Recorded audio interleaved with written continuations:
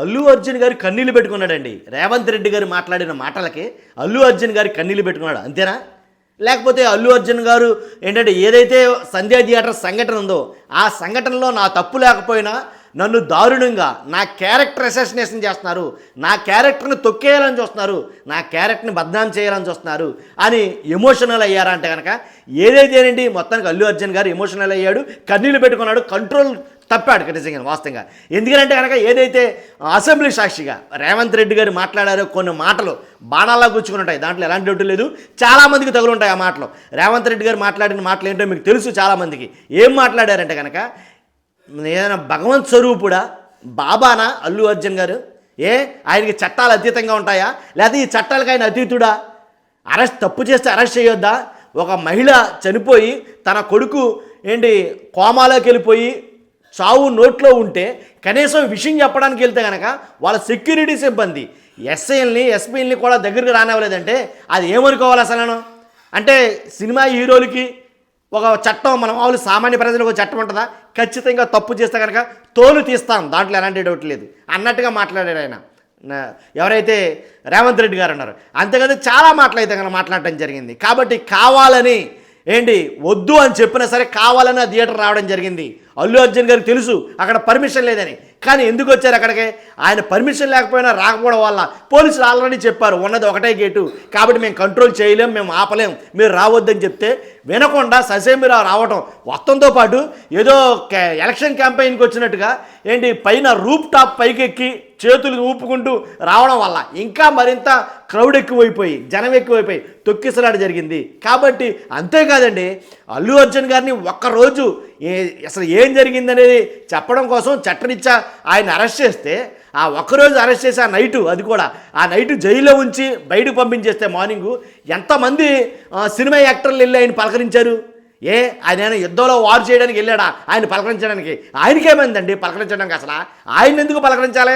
పలకరించాల్సి వస్తే కనుక చావు బతుకుల్లో ఉన్న ఆ బిడ్డను పలకరించాలి, చావు బతుకుల్లో ఉన్న అబ్బాయిని పలకరించాలి. కానీ అల్లు అర్జున్ గారిని పలకరించడం ఏంటి?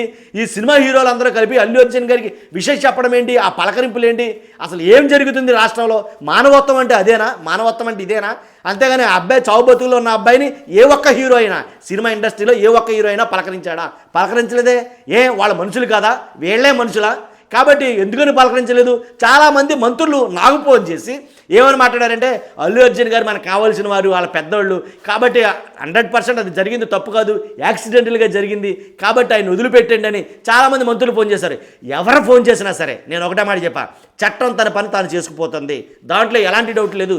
తప్పు చేస్తే కఠినంగా శిక్షలు ఉంటాయి, దాంట్లో ఎలాంటి డౌట్ లేదని హెచ్చరించడం జరిగింది. తాజాగా ఒక నిర్ణయం అయితే కనుక రేవంత్ రెడ్డి గారు బయటపెట్టారు. ఆ నిర్ణయానికి యావత్ రాష్ట్రం, తెలంగాణ రాష్ట్రం మొత్తం కూడా జేజేలు పలుకుతుందని చెప్పాలా. ఎందుకంటే ఏదైతే సినిమా టిక్కెట్లు సినిమాకి ఒక రేటు పెట్టడం అది ఎంతవరకు సమంజసం? జనాల నుంచి డబ్బులు పిండేయడమే. 4 మూళ్ళు 3,000 రూపాయలు చొప్పున టిక్కెట్ కొనుక్కుని నలుగురు 4 మూళ్ళు 12,000 రూపాయల టిక్కెట్ కొనుక్కుని వెళ్ళిన థియేటర్లో మనిషి చనిపోతే మీకు పట్టదు. 12,000 రూపాయలు టిక్కెట్ కొనుక్కుని వెళ్ళి సినిమా చూద్దామని వెళ్తే ఆ మనిషి చచ్చిపోయి పిల్లోడు హాస్పిటల్ ఉంటే మీకు పట్టదు. ఇప్పటి వరకు ఎవరైనా పరామర్శించారా మీ కుటుంబంలో? ఇన్సిడెంట్ జరిగిన 10 రోజులైనా సరే హాస్పిటల్లో కొట్టుమిట్టాడుతున్న అబ్బాయినైనా పలకరించాడా?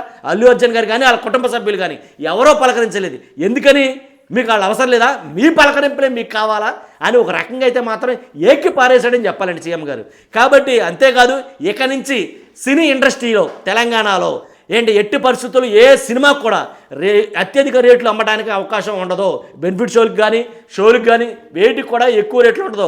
ఒకటే ఏదైతే ఫ్లాట్ రేట్ ఉంటుందో ఆ రేటు మాత్రమే నిర్ణయిస్తాం అనేది ఆయన చెప్పడం జరిగింది.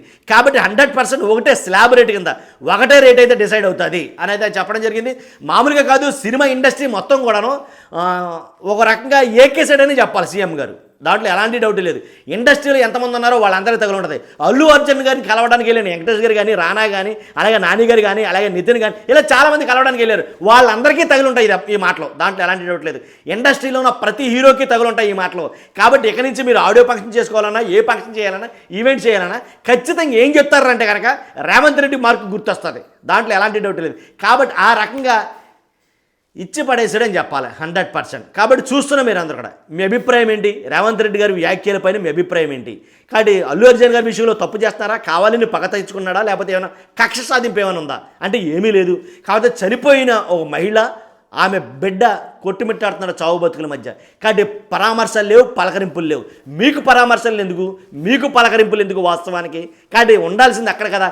మీ కుటుంబంలో ఎవరైనా వెళ్ళారా? ఇలాంటి మాటలన్నీ కూడా వాస్తవాలకి 100% దగ్గరగా ఉన్నాయి. కాబట్టి ప్రజలందరూ కూడా ఏదైతే రేట్లు ఉన్నాయో, టికెట్ రేట్లు ఉన్నాయో వాటన్నిటిని తీసివేయడంతో ప్రజలందరూ కూడా చాలా హ్యాపీ ఫీల్ అవుతున్నారనే చెప్పాలి. కాబట్టి అల్లు అర్జున్ గారి విషయంలో జరిగింది న్యాయమా అన్యాయమా మీకే వదిలిపెడతాను. ఖచ్చితంగా మీ అభిప్రాయం కామెంట్ రూపంలో తెలియజేయండి. మర్చిపోద్దండి లైక్ చేయడం, ఎందుకంటే లైక్ చేసి ఈ ఇన్ఫర్మేషన్ ఎక్కువ మందికి షేర్ అవుతుంది, ఈ వీడియో ఎక్కువ మందికి చేరుతుంది, నాకు మోటివేషన్గా ఉంటుంది. అంతేకాదు మన ఛానల్ కొత్తగా ఎవరైనా చూస్తుంటే కనుక పక్కాగా సబ్స్క్రైబ్ చేయండి. ఎలాంటి భేదాభిప్రాయం లేకుండా పార్టీలకు అతీతంగా మన వీడియోలు అయితే ఉంటాయి. Thank you very much.